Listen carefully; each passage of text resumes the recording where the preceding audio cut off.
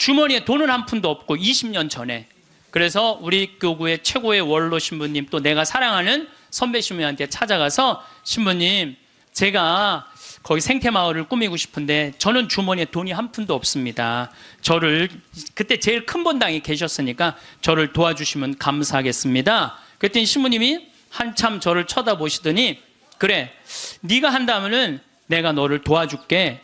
처음에는 그 건물 골조까지만 당신이 도와주신다 그러더니 3개월 있다가 신부님이 저를 부르시더니, 황신부가 지금 그 건물을 지으려고 돈을 모금하다 보면은 황신부 청춘이 다 없어질 수가 있어.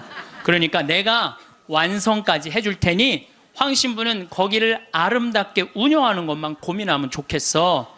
이렇게 선배 신부님이 당신의 모든 걸, 그래서 신부님 돌아가실 때 통장에 내 강론대로 딱 500만 원 남았어요. 진짜로 너무 기적같이 딱 500만 원 남았어, 돌아가실 때. 그래서 그 신부님이 온전히 그 생태마을을 다 꾸미셔서 저한테 선물로 주신 거예요. 그러니까 나는 신부님 너무너무 감사하잖아요. 그래서 마지막에 제가 신부님을 모시고 살았어요. 황토집을 져서 신부님 모시고 살았는데 2012년 5월 17일 저녁 8시 17분에 돌아가셨어요. 근데 신부님이 돌아가시기 전에 몇 번 실수를 하셨어요. 근데 저는 신부님이 이 다리가 이제 불편하니까 제가 마지막에 돌아가는 장면을 다 지켜본 거예요. 다리가 불편하니까 신부님이 거동하는 걸 너무너무 싫어하는 거예요. 그래도 제가 신부님 어떻게 했느냐면, 신부님 움직여야 된다고, 움직이자고. 그래갖고 어떻게 했느냐면은, 나하고 오늘도 부관장 신부가 왔는데, 우리는 매년 부관장 신부가 오잖아요. 그러니까 나하고 부관장 신부가 양쪽에 신부님 팔을 껴. 그리고 거의 들다시피 해갖고 외식을 나가는 거예요. 들다시피. 그럼 신부님이 앉지도 못하면은 양쪽에서 팔을 끼고 들어서 앉혀요. 그러면은 반쯤 누워서 드시죠. 반쯤 누워서 드시는데도 계속 끝까지. 근데 신부님이 마지막에 87살이 되고 마지막 이가 다 다르니까 어떻게 해결을 해드릴 수가 없더라고요. 그러니까 이제 잇몸까지 이제 달아서 이제 없어지는 거죠. 그래, 당신이 몇 번 실수를 하셨어요. 실수를 하셨는데 87살이면 실수해도 그거 험은 아니죠. 근데 그걸 혼자 못 견디더라고요. 그걸 혼자 처리하려고 화장실에서 2시간, 3시간을 그걸 혼자 닦아내고 쓸어낸다고. 그래서 그걸 지켜보니까 안 되겠어. 신부님 병원에 모셔야 되겠다. 이제는 병원에 모실 때가 됐다. 그래갖고 이제 빈센트 병원에 신부님을 모셨죠. 근데 신부님 모셨는데 나는 이번에 처음 알았어요. 신부님이 씹는 걸 까먹는 치매가 온 거야. 치매가 와도요, 밥을 떠넣어드려도 씹지를 않는 거야. 이게 뭐냐면 곡기 끊는 거예요. 그럼 곡기를 끊으면요, 여러분들 죽을 때 가장 편안하게 죽는 건 곡기 끊고 죽는 거예요. 곡기 끊고 죽는 거예요. 죽을 때 가장 편안하게 죽는 건 곡기를 끊으면요, 내가 이제 마지막 병자성사를 다녀보면은요, 곡기 끊은 할머니 할아버지들은요 신음소리도 안 내요. 신음소리도 안 내고 가만히 주무세요. 계속 주무시고, 여러분들 그렇게 하고 죽을 때요, 마지막에는요, 여러분들 마지막에 죽을 때 황홀하게 죽는 사람들이 있대요. 황홀하게 죽는 사람이 있대요. 그게 신의 마지막 선물인 도파민이 나온대요. 내가 옛날에 강의할 때 그런 얘기 했어요. 사랑할 때 뭐가 나온다고? 도파민이 나온다고 그러니까 바람 많이 피는 사람들이, 도파민 많이 나오는 사람들이 바람 많이 피는 거야. 몸에 60이 넘어도 바람 피는 사람들 있죠? 그런 사람들 조사를 해보면 몸에 도파민 막 나오는 거예요. 새로운 여자 찾아다니는 남자들 보면 도파민 많은 거야. 그만큼 사람을 황홀하게 해준대요. 이게 신이 내린 마지막 선물이래. 그런데 마지막 곡기를 끊고 돌아가시는 분들은 마지막에 도파민이 나와서 죽을 때 굉장히 행복하게 죽을 수 있대요. 그러니까 얼마든지 죽을 때 괴롭게 죽는 것만 생각하실 필요는 없다는 거야. 곡기를 그냥 씹는 걸까? 그래서 이제 물리치료사가 와갖고 계속 씹는 법을 가르쳐 주더라고요. 그래서 우리 신부님 이제 도저히 안 되겠다고 씹는 걸 까먹는 치매가 와서 그 다음 조치를 취해야 되겠다는 거야. 그럼 그 다음 조치를 뭐냐니까 목에 구멍을 뚫는 거라는, 목에 구멍을. 여러분들 지금부터 하는 얘기를 잘 들으셔야 돼요. 그 나이에 씹는 걸 까먹는 치매가 왔을 때 목에 구멍 뚫는 게 의미가 있어요? 그래서 신부님하고 나오고 평상시에 뭐라고 그러냐면은 우리는 연명치료 하지 말자. 예. 김수환 추기경님이 연명치료 안 하고 돌아가셨잖아요. 예. 그냥 하느님이 나한테 마지막에 죽음의 단계에서 받아들여야 되는 건 그대로 받아들인다는 거 아니에요. 그래서 이제 내가 의사 선생님한테 얘기했죠. 우리는 저기 막 신부님 목 구멍 안 뚫기로 했다. 그랬더니 사전 동의서가 있냐는, 연명치료 사전 안 하는 동의서가 있냐는 거예요. 말만 했지 동의서는 안 해놓은 거예요. 그랬더니 교구청에서도 그냥 뭐 아직도 할 수 있다니까 목에 구멍을 뚫자고. 뚫는 순간 내가 그때부터 후회하기 시작을 했어요. 뚫는 순간부터 고통이 시작되는 거야. 곡기 끊었을 때 가만히 있을 땐 편안했는데 이게 목에 구멍에 주스를 넣어주니 이게 쉬운 일이에요? 잘못 넣으면 석션을 해야 되고 주사기로 다시 넣었다 뺐다 폐렴이 걸리고 먹으면 또 어떻게 해야 돼? 싸야 되고. 여러분들 아무 의미가 없는 거예요. 우리 어머니 친구는 2년째 목 구멍 뚫고 이러고 있대요. 2년째 목에 구멍을 뚫고 계속 주스만 받아먹고 누워 있다는 거야. 그래서 여러분들 마지막에 그 돈 아까워서 못 쓰는 할머니들이요, 마지막에요 병원비로 다 쓰고 죽는다는 거. 병원비로 그 돈을 마지막에 다 쓰고. 우리나라 마지막 의료비 중에 20%가 마지막 15만 명 죽는 할머니 할아버지들이 쓰고 가는 돈이야. 10일 사이에 연명치료 때 다 들어가는 거, 그 돈이. 그러니까 여러분들은 굳이 연명치료 하겠다고 그 마지막에 90살에 3개월 늘려서 뭐 하려고. 마지막에 90살에 3개월 늘려서 뭐 하려고. 마지막 왜 이렇게 고통스럽게 죽어요. 그래서 여러분들은 절대 목에 구멍 뚫지 마세요. 연명치료하지 마세요. 영국 이코노미스트지에서, 발음이 잘 안 나오네. 이코노미스트지에서 죽음의 질을 조사했는데 우리나라가 꼴찌예요. 한국인이 가장 준비 없이 혼란스럽고 많은 고통을 받고 가장 많은 비용을 쓰면서 가장 불행하게 죽어간대요. 한국 사람들이. 이게 딱 맞는 얘기야. 제가 지금 장장 9시간에 걸쳐서 죽음에 대한 얘기를 하죠. 근데 왜 우리는 죽음의 준비가 없이 혼란스러우냐? 끝까지 안 죽으려고 그래. 끝까지. 죽음 이후의 세계를 바라지 않기 때문에. 우리나라는 여러분들 터키 사람들은 천당 간다고 믿는 비율이 95%라고 제가 얘기했잖아요. 근데 우리나라 사람은 천당 간다고 믿는 비율이 49%밖에 안 되는 거예요. 그러니까 어떻게 해서든지 수단과 방법을 가리지 않고 끝까지 살려고 노력을 하는 거야. 그러니까 죽을 때 준비가 없는 거예요. 죽음을 받아들이지 않은 거야. 혼란스러운 거야. 혼란스러운 거야. 내가 천국에 갈지 지옥에 갈지 이게 확신이 없으니까 혼란스럽고 가장 많은 고통을 받아요. 끝까지 약을 투여하니까 고통을 겪는 거예요. 고통을 많이 받고 가장 많은 비용을 써. 이 서양 사람들, 영국 사람들 보면은요, 죽을 때가 되면은요, 받아들이는, 요즘 그런 문화가 참, 그래서 참 안타까운 거는 미국의 대학은 죽음이라는 과목을 강의를 해요. 대학에서. 아예 죽음이라는 것을. 여러분들, 우리가 인생의 가장 큰 숙제 중에 하나가 뭘까요? 죽음이에요. 근데 거기에 대해서 우리는 아는 게 하나도 없어. 그냥 안 죽으려고만 그래. 아는 거 없이 안 죽으려고만. 죽음학이라는 게 있다니, 죽음학이라는 게. 그래서 나는 우리나라 적어도 대학 정도면 죽음학을 가르쳐야 된다고 생각을 해요. 죽음에 대해서. 그러니까 가장 불행하게 죽어가네. 1년에 우리나라가 25만 명이 죽는데 15만 명이 아무 희망도 없는 연명치료 10일 동안을 한다는 거예요. 마지막에 하다가 고통스럽게 죽는다는 거예요. 아까도 말씀드렸지만 10일 동안 국민 의료 재정의 20%를 날려버리는 거예요. 10일 동안 국민 재정의 20%를 다 쓰고 죽는 거예요. 죽기 전에. 본인도 괴롭고 남아있는 자식도 괴롭긴 마찬가지라는 거죠. 여러분들 자식들 쓸 돈까지 쓰고 죽지 마세요. 그래서 존엄사 선언서가 이제는 우리나라가 됐어요. 그전에는 그게 살인이다 이런데 이제는 됐어요. 이 존엄사 선언서를 읽어 드릴 테니까 나도 이걸 쓰고 죽어야 써 놓으세요. 아예.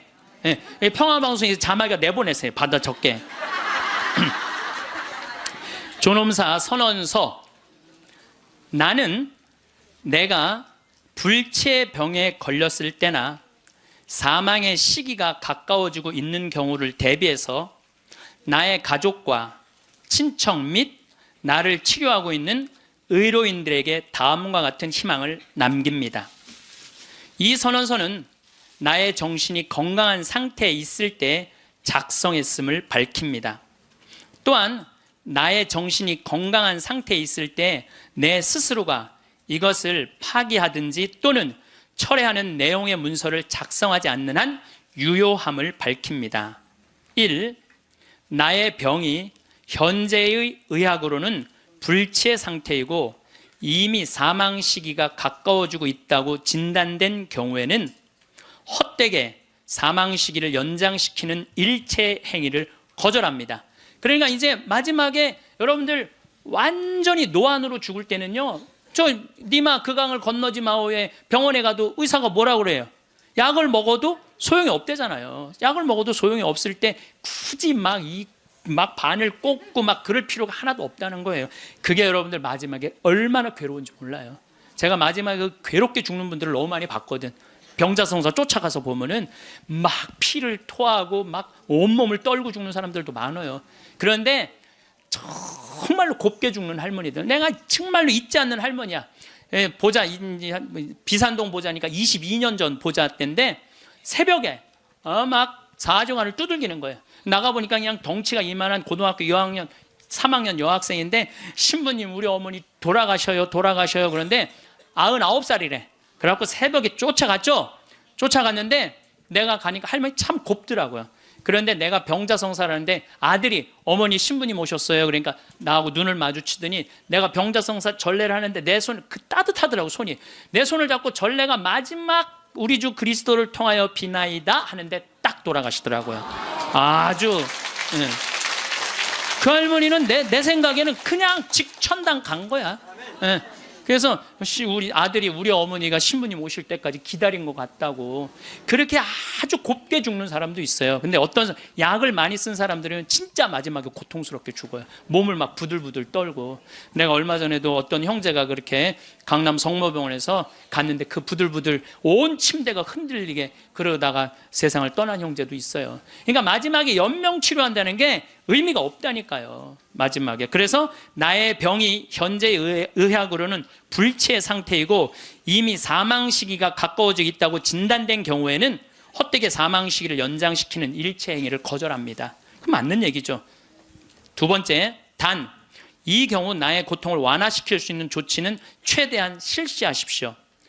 그 때문에 마치 사망 시기가 빨라져도 나는 전혀 상관없습니다. 자, 여러분들 이제 죽을 때, 내가 죽을 때 암이 걸렸어. 그럼요, 제일 좋은 건요, 호스피스 병동에 들어가는 거예요. 근데 호스피스 병동은 언제 안 받아주냐면 막 죽기 전에, 일보 직전에 안 받아줘요. 언제 받아주냐면 정신이 온전할 때, 거동이 가능할 때. 그 호스피스 병동에 들어가면은요, 모르핀이 한 대 200원이에요. 그거 원도 한도 없이 놔줘요. 마지막에 호스피스 병동에서는. 그러니까 마지막까지 생각만 바꾸면 마지막까지 원도 한도 없이 맞고 죽을 수 있어.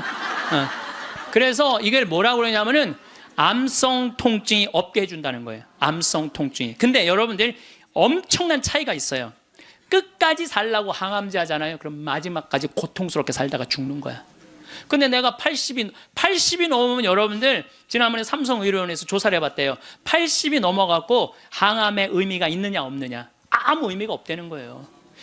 이렇게나 3개월 후에 죽고 저렇게나 3개월 후에 똑같이 죽는다는 거야. 근데 차라리 모르핀을 맞으면서 암성 통증을 죽여가면서 깨끗하게 마지막 준비하고 떠나는 게 훨씬 낫다는 거예요. 근데 우리는 안 죽으려고 그래서 문제인 거예요. 안 죽으려고 끝까지 희망의 끈을 놓지 않는 거지. 자식들이 그게 효도라고 생각하는데 절대 효도가 아니에요. 마지막까지 부모를 괴롭히는 거예요.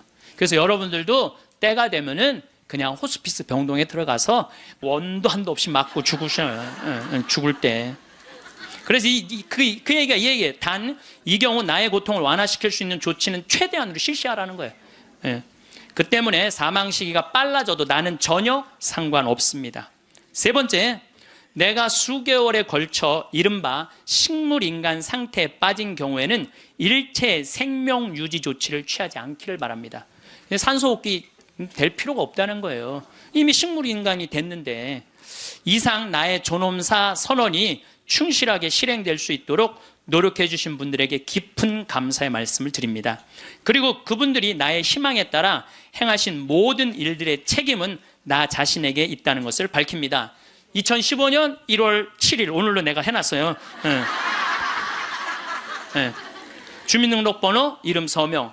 예, 그래서 한국존엄사 사존의료 의향서 이렇게 나와 있어요. 그래서 여러분들 그거 찾아보면 나와요. 그럼 프린트 해갖고 해놓고 도장 찍어 놓으면은 얼마든지 자식들이 그거 가지고 편안하게 할 수 있으니까. 예. 어쨌든 이제 신부님이 87세인데 곡기를 끊고 목에 구멍을 뚫고 참 힘든 시간을 보냈어요. 2월 2일 날 입원했으니까 5월 17일 날 돌아가셨거든요. 그런데 여러분들 3개월 고생하고 죽는 거는요, 가장 행복하게 죽는 거예요. 죽을 때 3개월 정도 고생을 하면은요, 자식인, 내가 자식 아니야, 우리 신부님한테. 자식인 내가 마저 못한 효도하고 찾아볼 거 찾아보고 주위에 만날 사람 다 만나고 3개월 지나면서부터 지겨워요. 그러니까 3개월만 고생하고 죽는 게 제일 좋은 거예요. 진짜 좋은 건 지쳐서 죽는 거고, 그냥. 그래도 떠나는 게 너무 갑작스럽게 떠나면 자식들이 섭섭하잖아요. 그러니까 3개월 정도 고생하다 죽는다. 근데 우리 신부님은 정확하게 3개월 보름 병원에서 고생을 하셨죠. 이제 월요일 날에 이제 돌아가실 것 같아갖고, 이제 뭐 주교님 두 분 다 오시고 마지막에 이제 인사해야 되니까 교구청 신부들 다 오고 또 아들 신부들 2년 있던 신부들 다 오고 또 신부님 평생 따르고 존경했던 교우들 다 오고 그러고 다 왔는데 이제 돌아가실 것 같아갖고 병원에서도 이제 곧 돌아가실 거라고 그러는데 다 오고 다 갔는데 밤 12시가 됐는데도 안 돌아가시는 거야. 다 준비하고 이제 떠나보낼 준비 다 했는데 새벽 2시가 돼도 안 돌아가시는 거예요. 나는 당장 내일부터 또 피정 강의해야 되는데. 그래서 내가 신부님한테 그랬어요. 이제 이렇게 계속 잠만 주무시니까 신부님 내가 옆에 지키고 있으면 좋겠는데 아무래도 신부님 안 돌아가실 것 같으니까 나 피정 강의하고 또 올 테니까 그때까지 살아있으라고. 그리고 나는 이제 강원도 평창에 가서 피정을 계속했는데 목요일 날 그날은 느낌이 이상하더라고요. 오늘 돌아가실 것 같다. 전화를 계속해보니까 계속 혼수 상태라고 그러고. 그래서 목요일 날은 강의 2시에 마치고 부관장 신부님한테 야, 네가 나머지 다 해라. 나 아무래도 오늘 신부님 돌아갈 것 같다. 그래갖고 이제 부지런히 이제 수원 빈센트 평창에서 빈센트에 또 와갖고 이제 신부님 옆에 이제 한 저녁 7시 됐는데 와서 보니까 멀쩡하게 계신 거예요. 안 돌아가시고. 1시간을 지키고 있는데도 계속 그냥 멀쩡하게 있는 거예요. 그래서 내가 이제 신부님한테 얘기했죠. 신부님, 이제 좀 돌아가셔라. 아니, 내가 장어를 많이 사줘서 안 죽는 거냐. 신부님이 돌아가셔야지 신부님도 편안하고 나도 편안할 거 아니냐. 이제 그냥 신부님 평생 사죄로 60년 동안 살으셨으니까 하느님이 신부님 자리 잘 만들어 놨을 거니까 돌아가셔라. 근데 뭐 3일 동안 혼수 상태에 있던 분이 내가 그 말을 했는데 눈을 딱 뜨는 거예요. 내가 얼마나 깜짝 놀랐는지 몰라. 이분이 워낙 무서운 분이거든요. 눈을 뜨는데 깜짝 놀랐어요. 그랬더니 그 평생 로사하고 가브리엘 신부님 모시던 부부가 그러는 거예요. 아유, 우리 김 신부님이 황 신부님을 사랑하긴 사랑했나 보다고 저렇게 눈 뜨라고 사람들이 수도 없이 와서 얘기했는데도 눈 안 뜨더니 저거 보라고 황 신부님 얘기하니까 저 눈 뜨는 거 보라고. 그래서 내가 신부님한테 그랬어. 신부님, 나는 신부님 때문에 평생 행복했다. 정말 신학생 때부터 참 아껴주셨거든요. 보자 때도 그랬고 또 내가 새로 막 성당 이제 본당 신부 돼갖고 막 혈기왕성할 때 성당 분가하려고 땅이 나왔는데 그 땅 돈이 2억이나 됐어. 20년 전에. 그런데 2억 있어야지 그 땅을 딱 잡는데 지금 그 땅이 아주 아파트 한가운데 금싸라기 땅이 됐어요. 나야 뭐 기댈 신부님 그분밖에 없고 신부님 저 돈 좀 2억 꿔주세요. 그분이요 단 1초도 안 걸리고 내려와. 이마만큼 아끼고 사랑해 주셔서 나한테 얼마나 고마운 분이에요. 평생.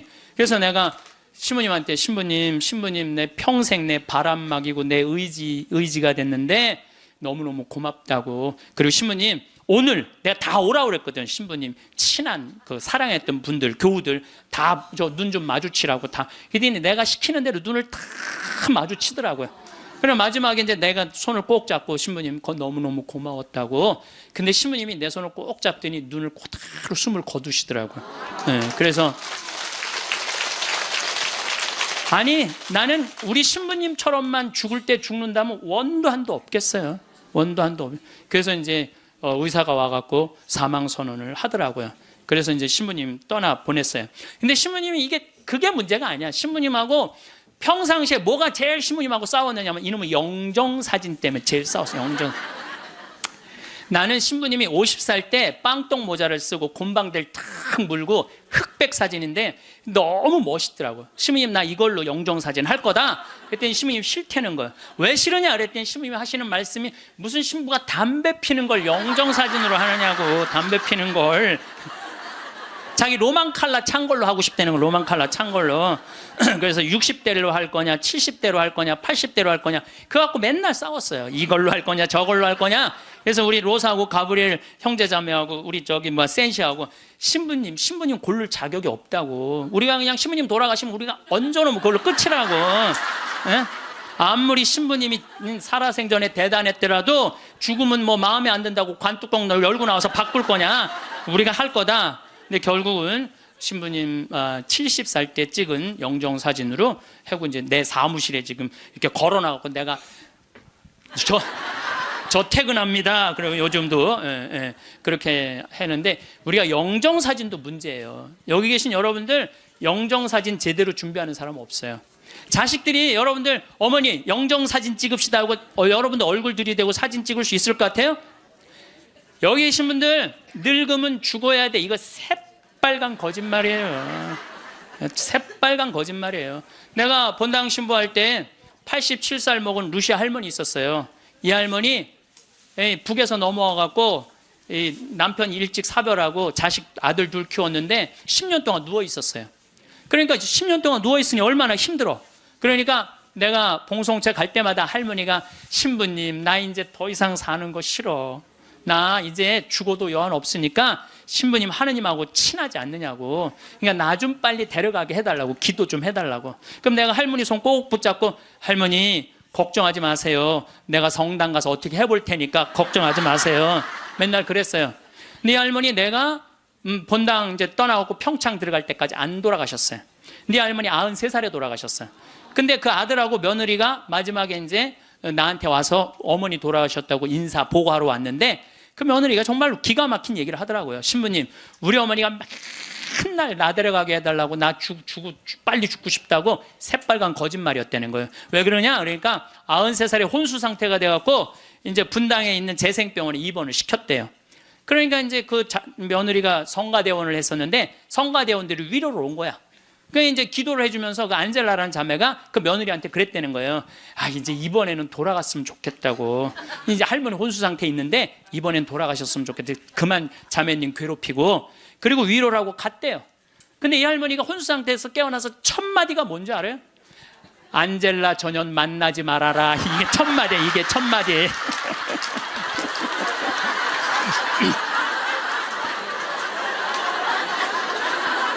여러분들 죽음이 가까울수록 삶에 대한 애착은 더 강한 거예요. 죽음이 가까울수록 삶에 대한 애착은 더 강한 거예요. 그러니까 어머니 사진 찍읍시다. 영정 사진 찍읍시다. 자식들이 못 들이대요. 또 여러분들 그 수상한 그녀라는 거 봤어요? 할머니가 마지막에 예쁠 때 영정 사진 찍는다고 그러잖아요. 예. 본인들도 영정 사진 안 찍어요.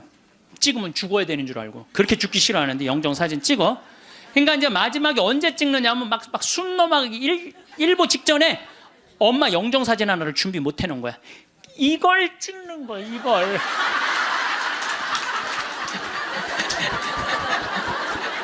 그래갖고 내가 조문을 가보잖아요. 그러면 머리 하얗고 다 이런 사진만 있어요. 안 그래도 슬픈데 이러고 있으면 더 슬프죠. 얼마나 고생을 하고 죽었길래 저러게 하고 저러고 죽나. 여러분들 영정 사진도요 제일 예뻤을 때 찍어 놓으세요. 지금도 보면 다 이뻐요. 지금 보면 다 이뻐. 그럼 예쁘게 화장도 하고 곱게 해서 뭐 머리가 하얀 분은 꽃모자 쓰면 되잖아. 꽃모자 딱 쓰고 얼마나 좋아요. 여기 어르신 남자 어르신 분들도 집에 가서 40대 50대 한번 사진 보세요. 이야 내가 이렇게 잘생길 때가 있었나. 그 사진으로 하세요. 보세요. 수상한 그녀에서 그 나문희 씨가 이런 말을 해요. 내가 그래도 이쁜 얼굴로 할 때 자식들이 제사할 때 봐도 이쁜 얼굴로 보면 기분 좋다는 거죠. 근데 제사할 때 몇 년 할 건데 그냥 이런 걸로 제사를 할 때 그렇게 해요. 나는 장례 미사 때 성가도 마음에 안 들어. 성가도 너무 슬퍼. 뭐 죽는 게 뭐 이렇게 슬프다고. 그래서 나는 장례 미사 때 난 성가 난 다 정해놨어요. 아예 성가 번호 못 정하게 내가 정해놨는데, 나는 처음 성당 나가서 배운 성가가 주날개밋이에요. 나 그거 입당 성가로 정해놨어요. 주날개밋 내가 편히 쉬리라, 어두운 이 밤에 바람 부나 아버지께서 날 지켜주시니 겁내지 않고 잘 쉬리로다. 주날개밋 즐겁도다, 그 사랑 끊을 자니뇨. 주날개밋 쉬는 내 영혼 영원히 살게 되리라. 영원히 살게 된대잖아요. 얼마나 좋아. 입당성가. 봉헌성가는 내가 성모님을 참 좋아해. 사실 난 중학교 때 성모님 싫어했어요. 왜 싫어했냐면 학교만 가면 교회 다니는 애들이 니네는 마리아 교다고 말이 얼마나 싸움을 걸어오는지, 성당 가서 성모님 째려보면서 아유, 내 저 성모님만 없으면 애들한테 괴롭힘 안 당하는데, 내가 맨날 이랬어요. 근데 고등학교 때부터 성모님이 너무너무 좋은 거야. 이야, 세상에 이런 아름다운 분이 있구나. 여러분들, 우리 지금 새로운 보좌 신부님이 기가 막힌 강론을 며칠 전에 하셨어요. 여러분들, 믿음으로 저 산도 온 길이, 그거 알죠? 근데 나는 그게 이해가 안 가. 어떻게 아무리 믿음이 강해도 산을 옮길 수 있느냐. 여러분들, 그거 받아들여져요? 나는 이게 뻥치는 것 같아, 아무래도 예수님이. 근데 부관장 신부님이 뭐라고 그랬냐면은, 성모님은 믿음으로 온 우주의 주인을 이 세상에 옮겨놨다는 거예요. 온 우주의 주인을 이 세상에 옮겨놨다. 그게 성모님의 믿음이 아니면 그게 가능했겠냐 이거예요. 그 시간이 가면 갈수록 성모님이 너무너무 좋은 거야. 그래갖고 나는 본당 신부할 때, 성모의 밤 할 때 5월에 성모님 머리에 장미화관 이렇게 해놓고 교우들이 예쁜 옷 입고 와서 초봉헌하고 막, 그럼 내가 제일 좋아하는 성가 253번이에요. 내 머리를 꾸미오니. 내 머리를 꾸미오리, 장미화와 백화파로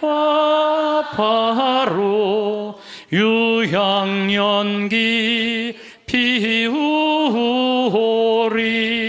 마리아여 내 주 위에. 얼마나 좋아요. 그래서 나는 이 성가는 내 장례 때 봉헌성가야. 응. 내 봉헌성가, 성모님한테 봉헌하고. 그 다음에 그 성체성가는 내가 그래도 신학교 다닐 때 목소리가 커갖고, 노래를 잘해서가 아니라 목소리가 커갖고 신학교 축제 때 독창을 많이 했어요.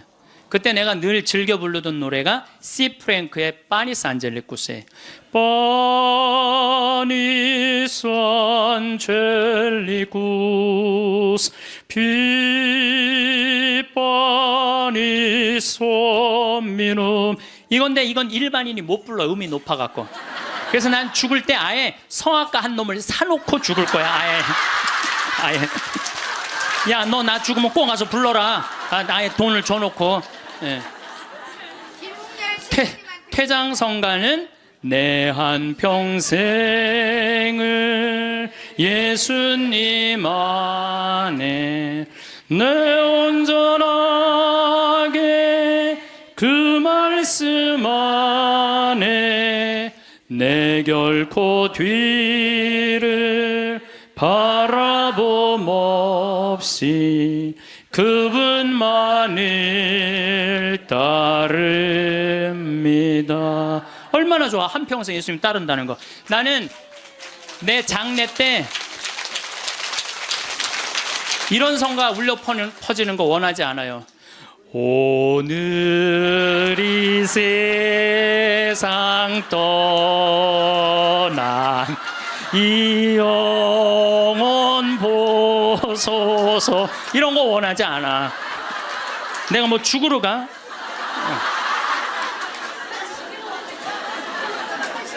여러분들, 우리가요, 이 죽을 때도 좀 멋있게 죽자 이거예요. 멋있게. 그래서 죽음을 피하지만 말고 죽음을 준비해 놓고 죽잖아요. 사전 동의서도 써놓고, 예? 연명치료 하지 않는 사전 의향서도 써놓고, 그리고 장례 때 장례 예물 하나 준비해 놓지 않고 죽지 말라는 거예요. 예? 그냥 신부님한테 찾아가고 미리 죽을 때 한 1년 전에 알잖아요. 내가 견딜 거다 못 견딜 거다. 끝까지 살지 않을 거 아니에요. 그럼 100만 원이든 200만 원이든 예물 갖다 주면서 신부님 나는 내 저기 장례 때 꽃 예쁜 걸로 해달라고 그러고 성가대 이 성가 해달라고 번호도 좀 갖다 주고 예물도 좀 드리고 좀 그리고 좀 멋있게 죽으세요. 그게 죽음을 준비하는 거야. 내가 12년 전에 그 김마리아 할머니라고 있었어요. 폐암으로 86세에 돌아가셨는데 병자성사를 청하더라고요. 가보니까 할머니가 그러는 거예요. 신부님 머리맡에 저 봉투 좀 꺼내보라는 거예요. 꺼내보니까 4천만 원이 들어있어요. 할머니 이게 뭐냐고 그러니까 신부님 내가 평생을 살면서 40의 과부가 되었고 자식을 6을 키웠대요. 그야말로 뼈가 빠지게 살았대요. 뼈가 빠지게. 근데 신부님이 본당 신부님으로 딱 오시더니 누가 고생만 하다 죽으라고 그랬느냐고. 예수님이 그런 적 한 번도 없다고. 예수님은 맨날 먹고 마시고 노는 게 일이었다고. 성서에 그 말이 나와요. 저 사람은 맨날 먹고 마시고 논다. 이게 성서에 나온다니까요. 아시죠? 네, 그게 일이었던 분이야. 근데 우리는 왜 뼈가 빠지게 고생만 해야 돼? 우리도 예수님 닮으려면 먹고 마시고 놀아야지. 그래갖고 내가 성당 본당 신부할 때 할머니 할아버지들한테 그랬어요. 할머니 할아버지들 우리 제주도 여행 가자.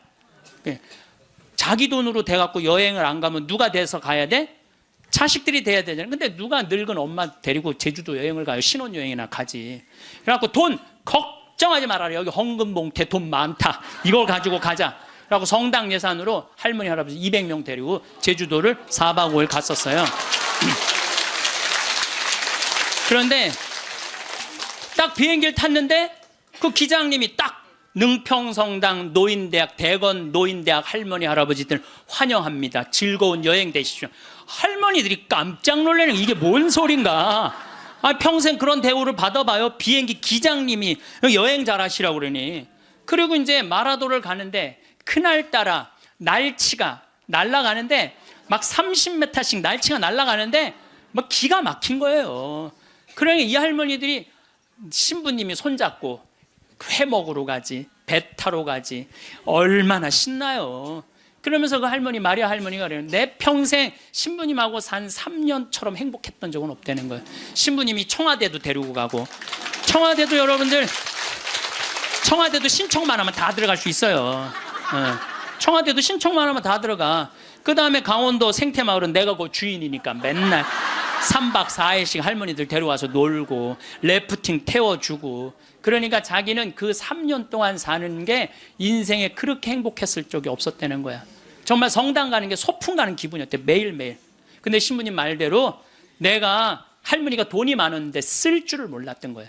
돈이 많았는데 이 2천만 원은 어려운 이웃한테 도와주면 좋겠다. 그래서 내가 그 영월에 도와주는 저기 보육시설이 있어요. 거기 갖다 주고, 신부님 이 1,000만 원은 신부님 미사 드릴 때 성작은 꼭 내가 봉헌한 걸로 하고 싶다는 거야. 새로 성당이 신설 성당이니까 참 할머니가 똑똑하기도 해요. 그래갖고 이제 그걸 이제 해갖고 이제 성작하고 성합하고 해서 아주 좋은 걸로 했죠. 이 1,000만 원은 뭐냐니까 신부님 이거는 자기 미사 예물이라는, 나 죽으면은 나를 위해서 미사 드려달라는 거야. 내가 그 할머니 1년에 300번 거의 미사 드려줬어요. 거의 한 5년 동안에 매일 그렇게 드려줬고, 요즘도 1년에 30번 해요. 여러분들 자식이 여러분들 1년에 여러분들 위해서 30번 위령 미사 낼 것 같아요? 그러니까 나한테 갖고 오라고.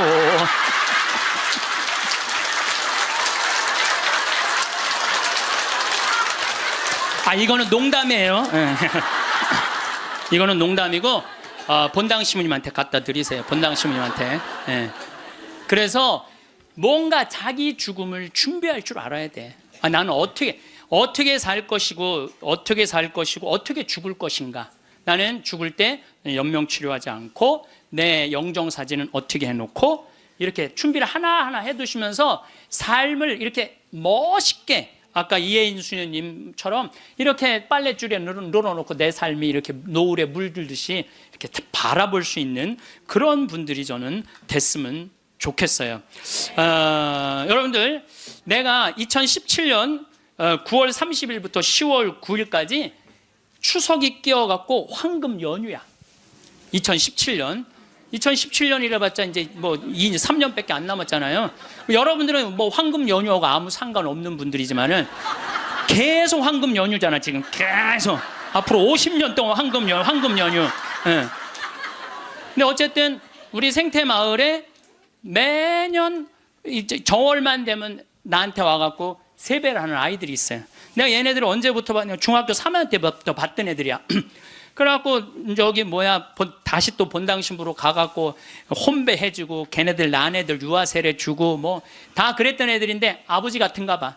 근데 사실은 1월 1일에 오면은 나는 1년 동안 에너지를 다 쏟아 넣어갖고 12월 한 25일부터 한 1월 5일까지는 아무도 안 봐요. 내 방에만 있죠. 그냥 혼자 있는 게 너무너무 좋으니까. 그래서 와도 잘 안 놀아줘요. 안 놀아주는데도 20년 동안 변함없이 오는 거야. 마음이 짠하더라고요. 그래서 작년에도 또 올해도 또 왔고, 작년에 왔길래 얘들아, 내가 너희들하고 못 놀아줘서 미안해. 너무 내가 지치고 힘들 때 니네들이 와서 못 놀아줘서 미안한데 대신 2017년 9월 30일부터 10월 9일까지 지금 다 직장 다니니까 황금 연휴야. 내가 그때 너희들이랑 동유럽 여행을 갈게. 그랬더니 얘네들이 너무 신난다는 거야. 그래갖고 얘네들이 벌써 개모임을 시작을 한 거야. 근데 여러분들, 사람이라는 게요, 계획이 있잖아요. 삶이 지겹지가 않아요. 내가 1년 후에 무슨 일을 하고 3년 후에 무슨 일을 할 거라는 계획이 있잖아요. 삶이 지겹지가 않아요. 벌써 이제 1년을 모았대. 자기네들이 무슨 카톡 방도 만들어 놨대. 그래갖고 맨날 그거 뭐 크로아티아를 갈 거냐, 무슨 폴란드를 갈 거냐, 모여서 얘기하는 것만 해도 즐거운 거예요.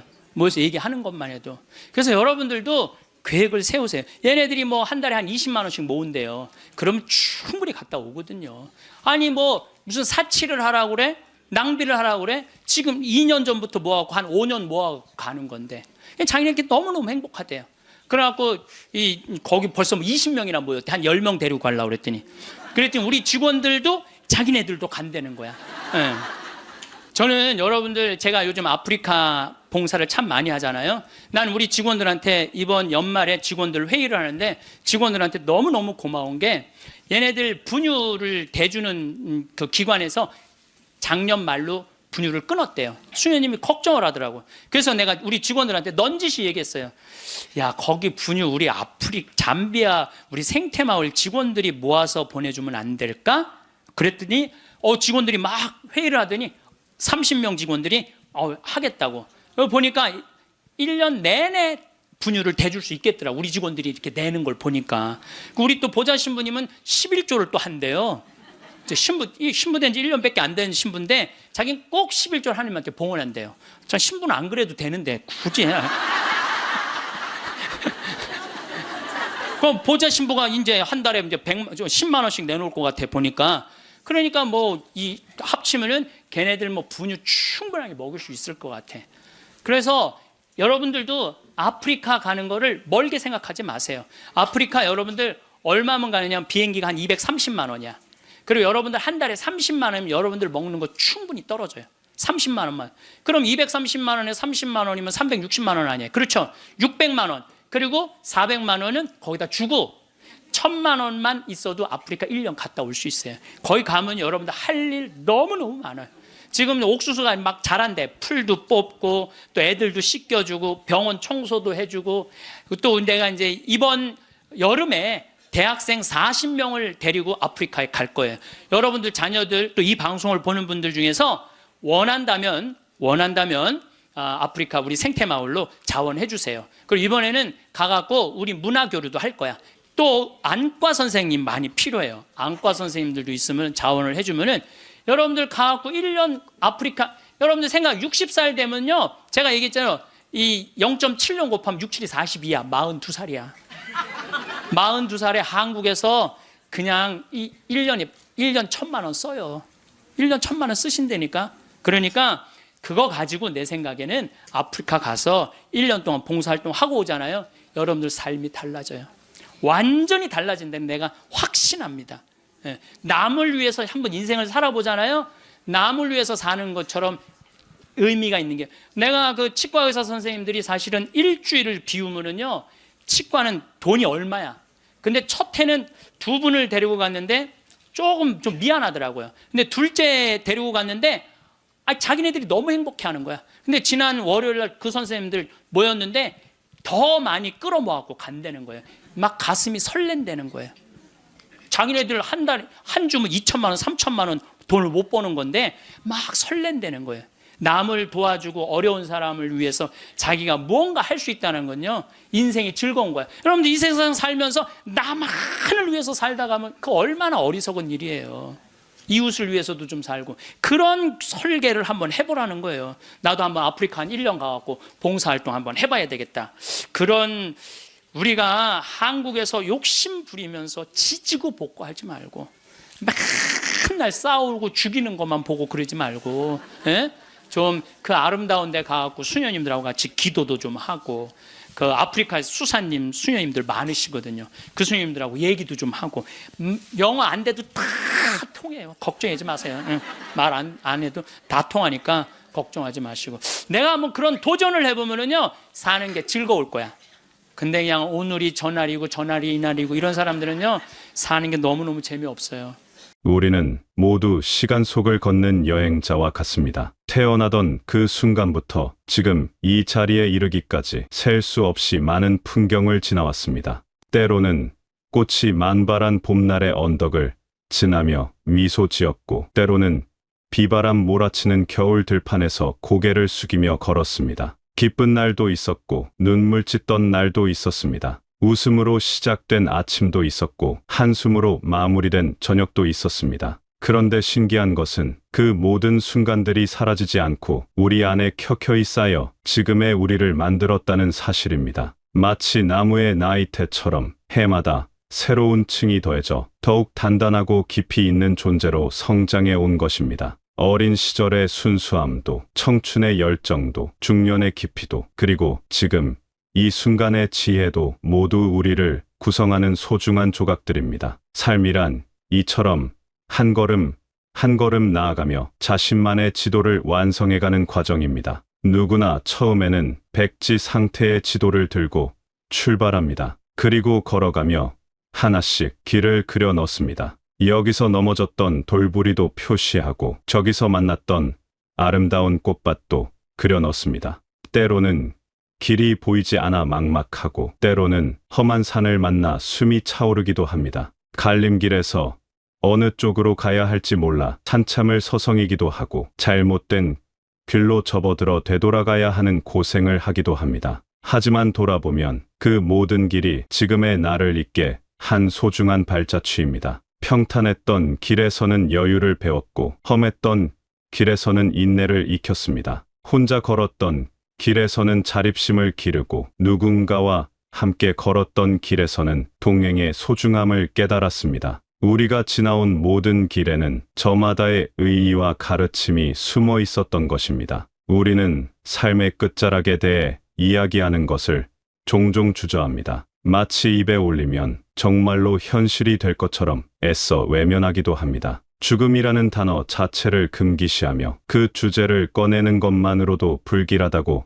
여기는 문화 속에 살고 있습니다. 하지만 이런 회피는 오히려 우리로 하여금 삶을 더욱 피상적으로 살게 만들 수 있습니다. 해가 뜨면 반드시 지는 것이 자연의 이치이듯 우리의 삶도 시작이 있었기에 끝이 있는 법입니다. 봄이 오면 여름이 오고 가을이 지나면 겨울이 오는 것처럼 삶과 죽음은 자연스러운 순환의 일부입니다. 끝을 생각하는 것은 결코 어두운 일이 아닙니다. 오히려 삶을 더욱 깊이 있고 풍요롭게 만드는 지혜가 될 수 있습니다. 우리가 여행의 마지막 목적지를 알 때 남은 여정을 더욱 소중히 여기고 알차게 채워나갈 수 있는 것과 같습니다. 무한정 시간이 있다고 생각하면 오늘을 소홀히 하기 쉽지만, 시간의 유한함을 깨달으면 매 순간이 더욱 선명하고 의미 있게 다가옵니다. 삶의 마무리를 생각하는 것은 지금 이 순간을 어떻게 살아갈 것인가에 대한 가장 진지한 질문을 스스로에게 던지는 일입니다. 철학자들이 메멘토 모리미멘투, 즉 죽음을 기억하라고 했던 것도 같은 맥락입니다. 이는 죽음에 대한 공포를 조장하려는 것이 아니라 죽음을 의식함으로써 삶을 더욱 진지하고 의미 있게 살라는 가르침이었습니다. 우리의 시간이 무한하지 않다는 것을 인정할 때 비로소 지금 이 순간의 소중함을 제대로 깨달을 수 있습니다. 아름다운 마무리는 어느 날 갑자기 찾아오는 것이 아닙니다. 그것은 하루하루의 삶이 쌓여 만들어지는 결과물입니다. 마치 정원을 가꾸는 것과 같습니다. 매일 물을 주고 잡초를 뽑고 정성껏 돌본 정원만이 아름다운 꽃을 피울 수 있습니다. 하루 이틀 소홀히 해도 당장 눈에 띄지 않지만 시간이 지나면 그 차이는 분명히 드러납니다. 우리의 삶도 마찬가지입니다. 오늘 하루를 어떻게 보내는가, 주변 사람들에게 어떤 말을 건네는가, 세상을 어떤 눈으로 바라보는가, 어려운 상황에서 어떤 선택을 하는가.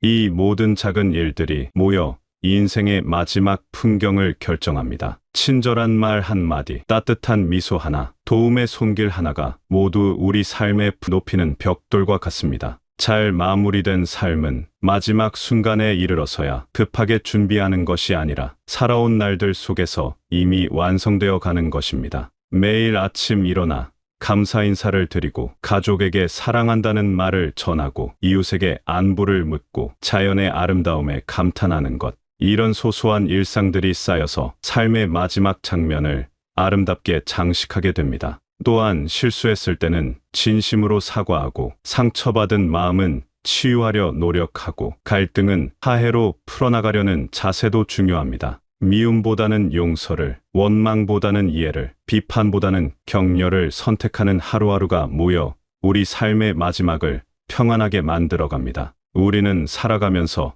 참 많은 것을 쌓아갑니다. 재물, 명예, 지식, 경력, 유물들, 이런 것들을 얻기 위해 많은 시간과 에너지를 투자합니다. 때로는 이런 것들이 삶의 전부인 것처럼 착각하기도 합니다. 하지만 삶의 마지막 순간에 우리가 진정으로 가져갈 수 있는 것은 무엇일까요? 아마도 그것은 눈에 보이는 것들이 아닐 것입니다. 통장의 숫자도, 명함의 직함도, 집의 평수도 모두 남겨두고 떠나야 합니다. 우리가 진정으로 가져갈 수 있는 것은 우리가 사랑하는 사람들과 나눈 따뜻한 기억, 우리가 누군가에게 베푼 작은 친절, 그리고 세상을 향해 보냈던 따뜻한 미소 같은 것들입니다. 아이가 처음 걸음마를 했을 때의 감동, 사랑하는 사람과 함께 본 석양의 아름다움, 힘든 시기에 건네받은 위로의 말, 누군가의 고통을 함께 나누었던 순간들, 이런 것들이야말로 우리 삶의 진정한 보석들입니다. 이것들은 시간이 지나도 빛바래지 않고 오히려 더욱 소중해집니다. 훌륭한 삶이란 얼마나 많이 가졌는가로 평가되는 것이 아니라 얼마나 많이 나누었는가로 그 깊이가 더해집니다. 손에 쥔 것을 놓지 않으려 할 때 손은 경직되지만 움켜쥐고 있던 손을 펴서 나누어 줄 때 그 손은 비워지는 것이 아니라 오히려 더 큰 것으로 채워집니다. 그것은 바로 사랑과 감사의 마음입니다. 또한 우리가 남기는 것 중에는 말과 행동을 통해 다른 이들에게 전한 영향도 있습니다. 우리가 누군가에게 용기를 주었던 말, 절망에 빠진 이에게 희망을 전했던 행동, 젊은이들에게 보여준 좋은 본보기들, 이런 것들은 우리가 떠난 후에도 계속해서 세상에 선한 영향을 미치게 됩니다. 자녀들이나 주변 사람들이 나의 마지막을 너무 힘들어하지 않았으면 하는 마음 모두가 같을 것입니다. 그러기 위해서는 우리 스스로가 마지막을 준비하는 모습을 보여주는 것이 중요합니다. 이는 죽음을 맞이하는 것에 대한 두려움을 줄이고 남은 이들이 더 평안한 마음으로 이별을 받아들일 수 있게 도와줍니다. 나의 마지막 장례식에서는 너무 슬픈 음악 대신 내가 평소에 좋아했던 밝은 노래가 흘러나왔으면 좋겠다고 이야기해 줄 수 있습니다. 나는 이 세상에 와서 많은 사랑을 받고 많은 기쁨을 누렸으니 너무 슬퍼하지 말고 나와의 좋은 추억들을 기억해 달라는 메시지를 전할 수 있습니다. 영정사진 역시 가장 아름답고 행복했던 시절의 모습으로 미리 골라두는 것은 어떨까요? 병상에서의 힘든 모습보다는 활짝 웃고 있던 건강한 모습으로 기억되고 싶다는 마음을 전할 수 있습니다. 또한 평소 입고 싶었던 옷이나 좋아했던 색깔의 옷으로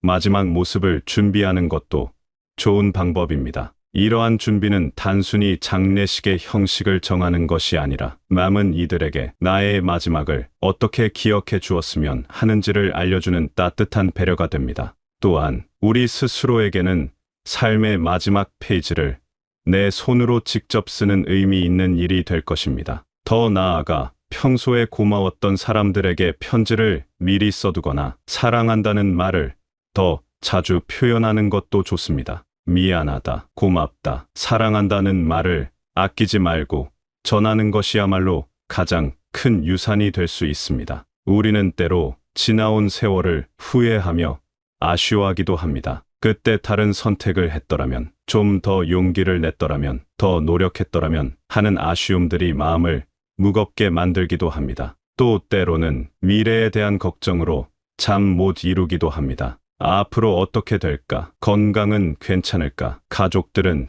잘 살아갈까?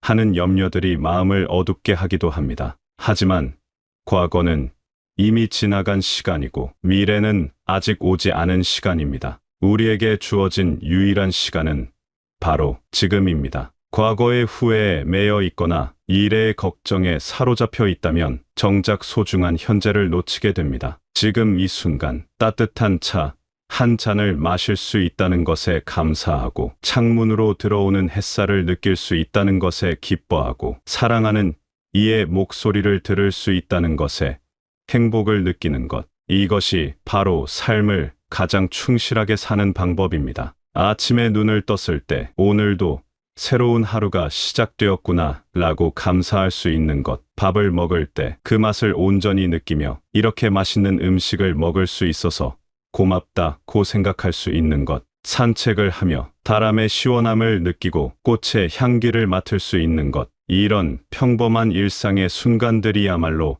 삶의 진정한 의미가 숨어 있는 곳입니다. 삶의 의미는 먼 곳에 있는 것이 아니라 이처럼 소박하고 평범한 일상 속에 숨어 있습니다. 거창한 성취나 특별한 경험만이 의미 있는 것이 아닙니다. 가족과 함께 나누는 식사 시간, 친구와의 소소한 대화, 책을 읽는 조용한 저녁, 음악을 들으며 느끼는 감동. 이 모든 것들이 우리 삶을 풍요롭게 만드는 보석 같은 순간들입니다. 삶의 여정 끝에서 우리는 모두 빈손으로 돌아갑니다. 평생을 애써 모은 것들도 소중히 여겼던 관계들도 모두 남겨두고 떠나야 합니다. 이는 슬픈 일이 아니라 자연스러운 일입니다. 마치 강물이 바다로 흘러가듯 우리도 더 큰 존재의 품으로 돌아가는 것입니다. 그러니 살아있는 동안 더 많이 사랑하고 더 많이 용서하고 더 많이 나누어야 합니다. 내 것을